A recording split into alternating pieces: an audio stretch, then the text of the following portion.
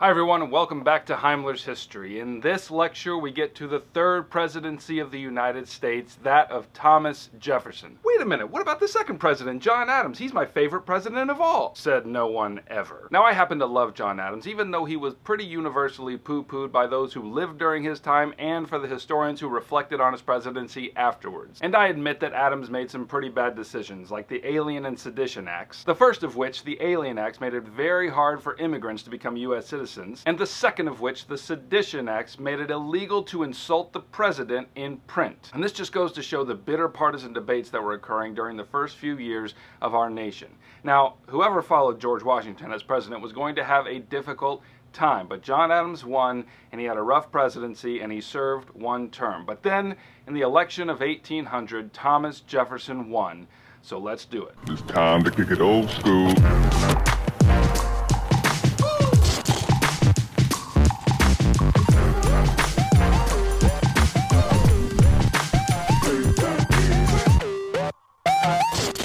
So Adams and Jefferson ran a bitter campaign against each other in 1800, and here's where it gets saucy. In the Constitution, it says that whoever gets the most electoral votes is the president. Whoever gets the second most electoral votes is the vice president. Now, an ambitious turd by the name of Aaron Burr decided that he would run for president in addition to Jefferson and Adams. And as it turns out, Burr won 73 electoral votes, and Jefferson won 73 electoral votes. A tie. And in the case of a tie, the election is thrown to the House of Representatives and they decide who will be the next president by vote. But even the House vote tied over and over again until finally a few Federalists decided that they did not want a turd for president, and so they shifted a few of their votes to Jefferson, and Jefferson won the presidency. And this election is significant because it's the first time in history that a peaceful transfer of power has occurred between two opposing parties. Prior to this, if one party wanted to depose another party, they just killed that guy and all of his kids so that the kids didn't later grow up, hunt him down, and say, "You killed my father.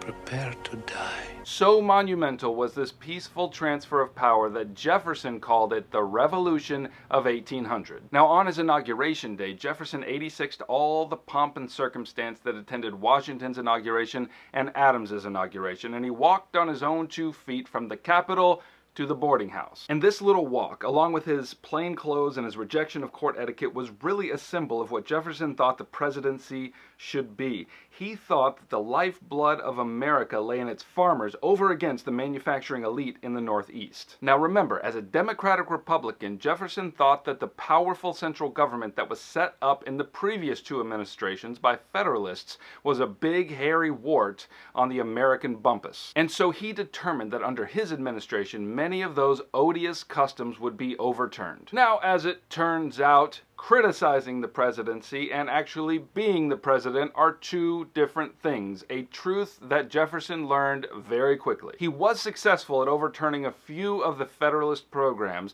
but in other ways he acted exactly like a Federalist himself. So let's look at these 2 ways. How did Jefferson act like a Democratic Republican, and how did Jefferson act like a Federalist? First, how did Jefferson act like a Democratic Republican, right in line with his ideals? Well, Jefferson hated the public debt that was established by Hamilton during Washington's presidency, and he worked hard to reduce that debt and balance the federal budget. Also significant is that he reduced the size of the military establishment down to basically like a glorified police force. Okay, well done, Thomas Jefferson. All your Democratic Republican friends raise a glass to you. Secondly, how did Thomas Jefferson act less like a Democratic Republican and more like a Federalist? Now, there's actually a lot of ways, but the most significant of these ways is the Louisiana Purchase. Now, France owned all this land west of the Mississippi, including that vital trade port of New Orleans. And as much as Jefferson loved France, he understood that with Napoleon in power, a French presence on the American continent was a threat. Not to mention, the Americans made heavy use of the Mississippi River for trade, and the fact that it was owned by the French made such trade difficult and costly. So early in 1803, Jefferson sent James Monroe to France with $10 million million to buy New Orleans and a little bit of additional land. So Daddy Jefferson gave Monroe the $10 million and said, "Now Jimmy, here's $10 million.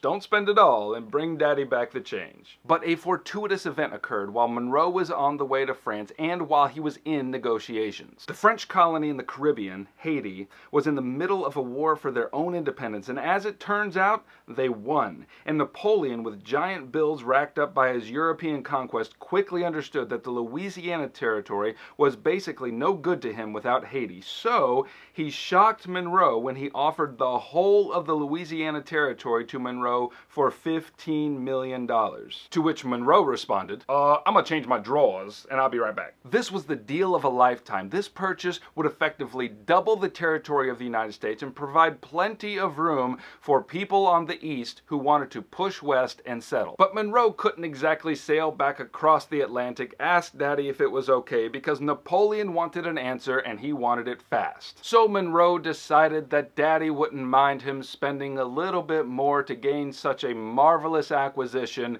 and so with fresh drawers he plucked up his courage, looked Napoleon in the eye and said, "Oui." So then Monroe sailed back across the Atlantic, told Jefferson what had occurred, and Jefferson said, I'm gonna change my drawers. I'll be right back. Win-win for everybody, right? Well, not exactly. Jefferson was conscience-stricken over this purchase. All the time that Jefferson spent flapping his gums in criticism over Washington and Hamilton and Adams and all the ways that they overreached their authority by doing things that were not explicitly mentioned in the Constitution came to weigh heavy upon Jefferson. Because in case you haven't read the Constitution recently, nowhere does it say that the president is allowed to buy land. So Jefferson is acting like a Federalist here, and he hated that thought. So he feebly suggested that Congress pass a constitutional amendment that gave the president this power, and the Congress responded to him, "Jefferson, please." And they approved the purchase. Okay, so America just doubled in size. What's next? Well, I suppose we ought to go find out what's out there. So Jefferson established the Corps of Discovery and sent a couple of expeditionary studs, Lewis and Clark, to go map it out and see what they found. There are so many stories to tell about Lewis and Clark, but my favorite is about the time where they made an Indian cry. They departed with 33 men on their expedition, and Lewis and Clark packed just enough whiskey to get their men to the Great Falls on the Missouri River. They brought just enough whiskey to get each man drunk for the night. And Lewis and Clark knew that if they had enough whiskey to make it to the Great Falls, then they'd be far enough along that the men couldn't desert and go home after that sweet Kentucky spirit ran out. Now, every man on that expedition knew exactly how much whiskey was left as they went on, and one man under the cover of night noticed that the whiskey started getting low, and so he went and he snuck more than his fair share. And when Lewis and Clark discovered this, they decided that his punishment should be 100 lashes with a whip. And an Oho chief who saw from a distance the punishment being applied to this man thought it was so brutal that he wept for the criminal. Nice job, Lewis and Clark. I mean, haven't the Indians been dealt enough grief without you making their chiefs cry? And since I'm about to cry at the thought of it, I might as well leave it there for now, and I will see you next time.